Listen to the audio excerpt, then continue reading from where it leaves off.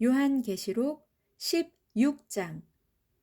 그때 나는 또 성전에서 큰 음성이 울려 나오는 것을 들었는데 그 음성이 일곱 대접을 가진 일곱 천사들에게 명하기를 너희는 이제 가서 하나님의 진노가 담겨 있는 일곱 대접을 땅 위에 쏟아 부어라 하였습니다. 가장 먼저 첫째 천사가 나가서 자기 대접에 든 것을 땅 위에 쏟아 부었습니다. 그러자 짐승의 표를 받고 그 짐승의 우상에게 경배한 자들에게 흉측하고 고통스러운 종기가 생겨났습니다. 그 다음에는 둘째 천사가 나가서 자기 대접에 든 것을 바다에 쏟아 부었습니다. 그러자 바닷물이 죽은 사람의 피같이 변하여 바다에 사는 모든 생물이 죽었습니다. 그 다음에는 셋째 천사가 나가서 자기 대접에 든 것을 강과 샘에 쏟아 부었습니다. 그러자 강물과 샘물이 전부 피로 변해버렸습니다. 그때 나는 물을 주관하는 이 천사가 이렇게 말하는 것을 들었습니다. 지금도 계시고 전에도 계시던 거룩하신 분이시여 주님께서는 참으로 의로우신 분입니다. 그것은 주께서 이처럼 공정하게 심판을 베푸셨기 때문입니다.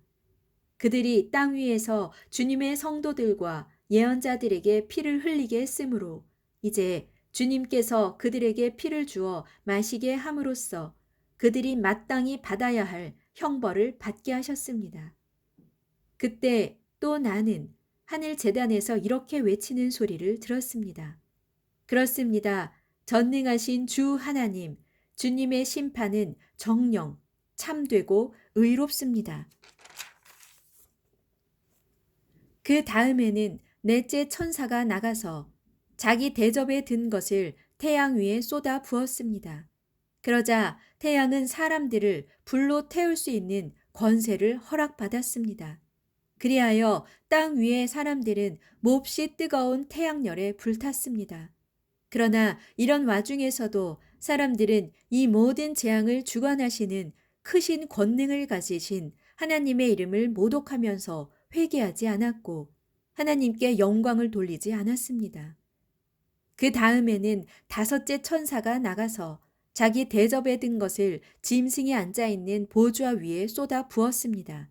그러자 짐승의 나라는 순식간에 흑암에 쌓였고 고통에 못 이긴 그 짐승의 백성들은 자기들의 혀까지 깨물었습니다.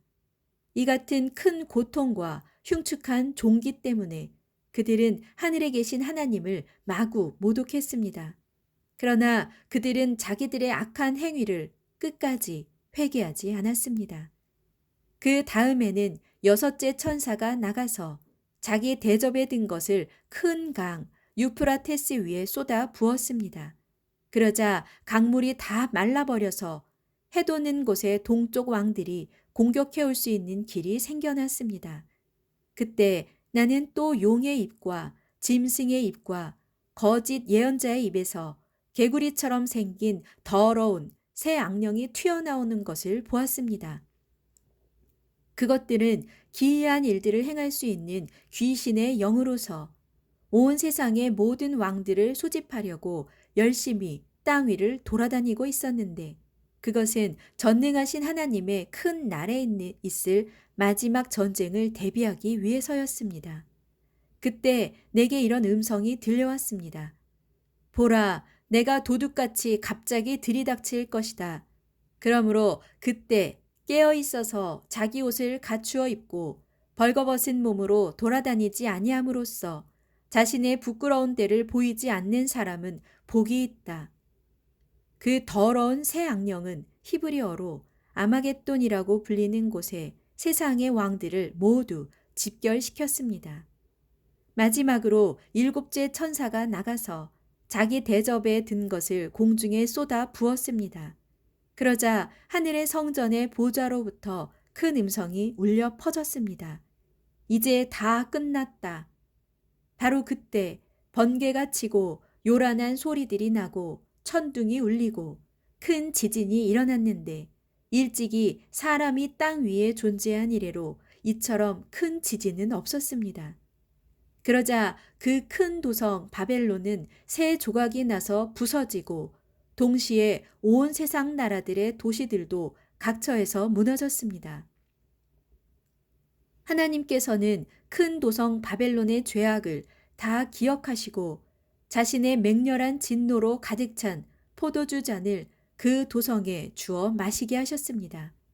또 바다의 모든 섬들이 온데간데 없이 다 사라지고 땅 위의 산들도 더 이상 그 모습을 찾아볼 수 없게 되었습니다.